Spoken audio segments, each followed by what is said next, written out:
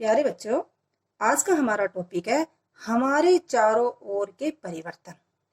जैसे कि बच्चों, हम अपने चारों ओर विभिन्न प्रकार के परिवर्तन देखते हैं और परिवर्तन भी कई प्रकार के होते हैं, जैसे आवर्ती अनावर्ती, मंद तीव्र, उत्कर्मणीय अनुत्कर्मणीय, वांछनीय अवांछनीय, भौतिक रासायनिक परिवर्तन। तो बेटा, परिवर्तन होता क्या है? परिवर्तन होता है चेंजेस, बदलाव, यानी किसी पदार्थ के आकार या गुणों में आए बदलाव को हम परिवर्तन कहते हैं। तो आज हम इसी टॉपिक पर चर्चा करेंगे और आज जो हम परिवर्तन में टॉपिक लेकर चले हैं वो है उत्कर्मणीय परिवर्तन और अनुत्कर्मणीय परिवर्तन। अब बेटा, उत्कर्मणीय परिवर्तन क्या होता है? यह वह परिवर्तन होता है जिसे विपरीत किया जा सकता है या यह परिवर्तन होने के पश्चात अपनी पहली अवस्था में वापस आ जाते हैं, उसे उत्कर्मणीय परिवर्तन कहते हैं। इन्हें हम रिवर्सिबल चेंजेस भी कहते हैं। और जो पदार्थ अपने पहली अवस्था में वापस ना आए उसे हम अनुत्कर्मणीय या इरिवर्सिबल चेंजेस भी कहते हैं। तो आज हम दोनों परिवर्तनों के बीच में एग्जाम्पल के साथ अंतर स्पष्ट करेंगे और चर्चा करेंगे। ठीक है बेटा, देखिए। अच्छा बेटा, ये बताइए ये क्या है? Rubber band. रबर बैंड अभी कैसा है? छोटा है, गोल है। जैसे मैं इसको खींचती हूँ तो क्या हो गया? इसका आमाप बदल गया, ये साइज में कैसा हो गया? बड़ा। और इसको छोड़ती हूँ तो ये पहली वाली अवस्था में आ जाता है। तो वे पदार्थ जो अपनी पहली अवस्था में आ जाते हैं उसे हम क्या कहते हैं? उसे हम उत्कर्मणीय परिवर्तन कहते हैं। और अगर हम इसे खींचते हैं, ठीक है, और देखिए ये टूट जाता है। रबर बैंड का टूटना, तो क्या ये जुड़ सकता है? पहले वाली अवस्था में आ सकता है? नहीं आ सकता। तो इस प्रकार के चेंजेस को हम क्या कहेंगे? अनुत्कर्मणीय परिवर्तन। ठीक है बेटा, तो रबर बैंड का खींचना उत्कर्मणीय परिवर्तन और रबर बैंड का टूटना अनुत्कर्मणीय परिवर्तन। चलिए बेटा, दूसरा उदाहरण लेकर चलते हूँ। बेटा ये देखिए, ये क्या है? बैलून। अब इसका हमने साइज बड़ा कर रखा है क्योंकि इसके अंदर हवा डाल रखी है। और जैसे ही इसकी मैं हवा निकालती हूँ तो देखिए इसका आमाप क्या हो जाता है? कम हो जाता है और यह अपनी पहली वाली अवस्था में वापस आ जाता है। और इसको हम फुलाएंगे तब यह फिर फूलकर मोटा हो जाता है या बड़ा हो जाता है। और अगर हम बैलून को फुलाते रहें और ऐसी अवस्था आ जाती है जिसमें यह फट जाए। अगर बैलून फट जाता है तो ये बताइए, क्या ये बैलून दोबारा अपनी पहले वाली अवस्था में आ सकता है? नहीं। तो इस प्रकार से गुब्बारे का फटना अनुत्कर्मणीय परिवर्तन है, यानी कि ये दोबारा से वैसा पहली वाली अवस्था में नहीं आ सकता। और जबकि जब हम गुब्बारे को फुलाते हैं तो उत्कर्मणीय परिवर्तन है। ठीक है बेटा, चलिए अब हम तीसरा उदाहरण लेकर चल रहे हैं। ये बेटा बताइए क्या है? ये तो आपको पता ही है, एरोप्लेन है, सभी बच्चों को बहुत पसंद आती है। ठीक है, तो ये एरोप्लेन बना रखी है मैंने। अब इसको हम खोलते हैं, इस पेपर को। तो जैसा हमने पेपर लिया था हमें वैसा का वैसा पेपर मिल जाता है। मिल गया। तो इस प्रकार से हमने क्या देखा? हमने पेपर को फोल्ड किया और फोल्ड करने के बाद उसका साइज और ठीक है, शेप और साइज उसकी बदल जाती है। लेकिन जैसे इसको ओपन करते हैं हमें वही पेपर दोबारा से प्राप्त हो जाता है। तो इस प्रकार का परिवर्तन फिर रिवर्सिबल चेंजेस है। मैंने एक और एरोप्लेन बना रखी है। देखो बेटा, ये भी क्या है? ये भी एरोप्लेन है। लेकिन इस एरोप्लेन को मैंने कैसे बना रखा है? कटिंग करके बना रखा है। तो ये पेपर पहले पेपर की तरह क्या हमें प्राप्त हो सकता है? नहीं। तो यह कौन सा परिवर्तन होगा? अनुत्कर्मणीय परिवर्तन। बेटा ये क्या है? दूध। इस दूध को मैंने गर्म कर रखा है। ठीक है, गर्म होने के बाद जब दूध को ठंडा किया जाता है तो वो अपनी पहली वाली अवस्था में आ जाता है। तो इस प्रकार के चेंजेस को हम उत्कर्मणीय चेंजेस कहते हैं। ठीक है बेटा, और ये मैंने दूध को जमा रखा है। क्या बना रखा है? दही। तो दूध का जमना, क्या दही से आप दूध बना सकते हो? नहीं। तो इस प्रकार से दूध का जमना तो बेटा इरिवर्सिबल चेंजेस है, अनुत्क्रमणीय परिवर्तन है। और जो दूध को गर्म करते हैं या उबालते हैं वो हमारा उत्क्रमणीय परिवर्तन है।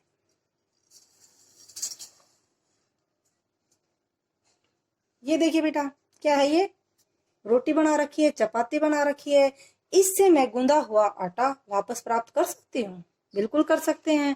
हम इसको तोड़ मरोड़ देते हैं और हमें पहले जैसे अपनी लोई प्राप्त हो जाती है। तो इस प्रकार के हमने चेंजेस को क्या देखा कि हमें पहले वाली लोई मिल गई, तो इसे हम कह सकते हैं उत्क्रमणीय परिवर्तन है। और इस लोई या रोटी से मैंने चपाती सेक रखी है, तो क्या इस चपाती से मैं इस प्रकार की लोई बना सकती हूँ? नहीं बना सकती। तो इस प्रकार से हमने देखा जो खाना पका हुआ होता है इसमें हमारी सब्जी भी आती है, रोटी भी आती है, और ऐसे ही फलों का पकना, जैसे आपने कच्ची आमी देखी होगी, उसके बाद वो पक कर आम बन जाता है। क्या पके हुए आम से आप कच्ची आमी प्राप्त कर सकते हो? नहीं कर सकते। तो इस प्रकार जो भी खाने का पकना होता है वो सारे के सारे अनुत्क्रमणीय परिवर्तन में आते हैं। ठीक है बेटा। तो गूंदे हुए आटे से हमने रोटी बनाई और रोटी से दोबारा से गूंदा हुआ आटा हम प्राप्त कर सकते हैं, ये तो हमारा उत्क्रमणीय परिवर्तन है। और जब हम खाने को पका लेते हैं उसे हम दोबारा से कच्चा नहीं बना सकते। इस प्रकार के परिवर्तन को अनुत्क्रमणीय परिवर्तन कहते हैं। अब देखिए बेटा, ये पानी है और ये मैं हैंकी लेकर आई हूँ। ठीक है। अब मैं इस कपड़े को गिल्ला करती हूँ, निचोड़ा। अब इस कपड़े को हम सुखा देते हैं। तो सूखने के बाद जैसे पहले था वैसा का वैसा हमें मिल जाएगा। अब दूसरा कपड़ा देखिए बेटा, क्या इस कपड़े से मैं पहले जैसा हैंकी प्राप्त कर सकती हूँ? क्योंकि ये कपड़ा क्या हो गया है? फट गया है। तो इस प्रकार कपड़े का जो फटना होता है उसे हम पहले वाली स्थिति में कपड़ा प्राप्त नहीं कर सकते। तो इस प्रकार के परिवर्तन अनुत्क्रमणीय परिवर्तन होता है और कपड़े का गीला होना उत्क्रमणीय परिवर्तन में आता है। ठीक है। आगे मैं बताती हूँ बेटा, ये देखिए, ये क्या है? ये मैं मोम लेकर आई हूँ। ठीक है। मैंने मोम को पिघला रखा है। तो जब हम इसको गर्म करते हैं तो ये द्रव अवस्था में होता है, और जब मैं इसको ठंडा कर दिया तो ये देखिए आपको ठोस अवस्था में दिखाई दे रहा होगा। तो इस प्रकार से फिर गर्म करूंगी तो ये द्रव अवस्था में आ जाएगा। तो ये परिवर्तन हम अब इसकी मूल स्थिति में प्राप्त कर सकते हैं। तो इस प्रकार के परिवर्तन को उत्क्रमणीय परिवर्तन कहते हैं, यानी कि मोम का पिघलना उत्क्रमणीय है। और मोमबत्ती का जलना, बेटा जब हम मोमबत्ती को जलाते हैं तो वो उसके साथ क्या है? धुआं भी निकलती है और CO2 गैस और CO गैस हमारी बनती है। तो इस प्रकार के बदलाव को हम अनुत्क्रमणीय परिवर्तन कहते हैं। तो मोमबत्ती का जलना अनुत्क्रमणीय परिवर्तन है और मोम का पिघलना उत्क्रमणीय परिवर्तन है। ये क्या है बेटा? बर्फ। और ये बर्फ क्या है? पिघल रही है। जब हम फ्रीज में पानी रखते हैं तो उस पानी का बर्फ जम जाती है। ठीक है बेटा। और वो बर्फ को अगर हम बाहर रख देते हैं तो गर्मी पाकर वो पानी में पिघल जाती है, पानी में बदल जाती है। तो इस प्रकार से हमने क्या देखा? पानी का बर्फ में जमना और बर्फ का पानी में बदलना। तो ये उत्क्रमणीय परिवर्तन है। तो इस प्रकार से कह सकते हैं बर्फ का जमना और बर्फ का पिघलना हमारा रिवर्सिबल चेंजेस में आता है। तो अब बेटा दूसरा उदाहरण देते हैं। देखिए, ये क्या है? धूप बत्ती। और धूप बत्ती में से क्या दिखाई दे रहा है? धुआं और राख। तो क्या इस धुआं और राख से हमें पहले जैसी धूप बत्ती प्राप्त हो सकती है? नहीं, हमें पहले जैसी धूप बत्ती प्राप्त नहीं हो सकती। इस प्रकार से धूप बत्ती का जलना अनुत्क्रमणीय परिवर्तन है। और देखिए बेटा,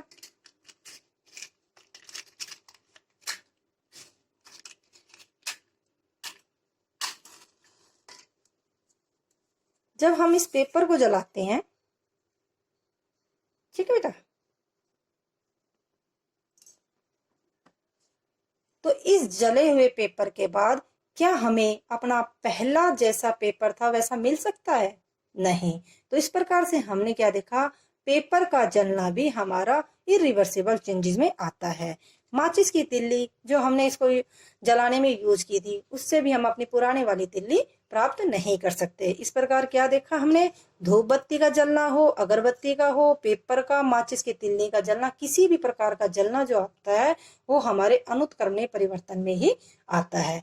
तो बेटा आज हमने उत्क्रमणीय और अनुत्क्रमणीय परिवर्तन के बारे में उदाहरण के साथ जो हमारे दैनिक जीवन में जो परिवर्तन होते हैं उन्हीं के साथ मैंने समझाने की कोशिश की है। तो आज पूरे टॉपिक को हम समराइज करते हैं, ठीक है। देखिए बेटा, रबर बैंड का खींचना हमारा रिवर्सिबल में आ जाता है, रबर बैंड का टूटना इरिवर्सिबल चेंजेस में आ जाता है। गुब्बारे का फुलाना, गुब्बारे का फटना, तो ये वही एग्जाम्पल है जो मैंने अभी आपके सामने एक्टिविटी करके दिखाई है। तो बेटा आपको भी अपने घर पर आज साइंस की नोटबुक में रिवर्सिबल इरिवर्सिबल चेंजेस के 5 उदाहरण जो दैनिक जीवन में जो चेंजेस होते हैं उनसे मिलते जुलते हैं, उनसे संबंधित लिखकर ग्रुप में सेंड करना है, ठीक है। Thank you.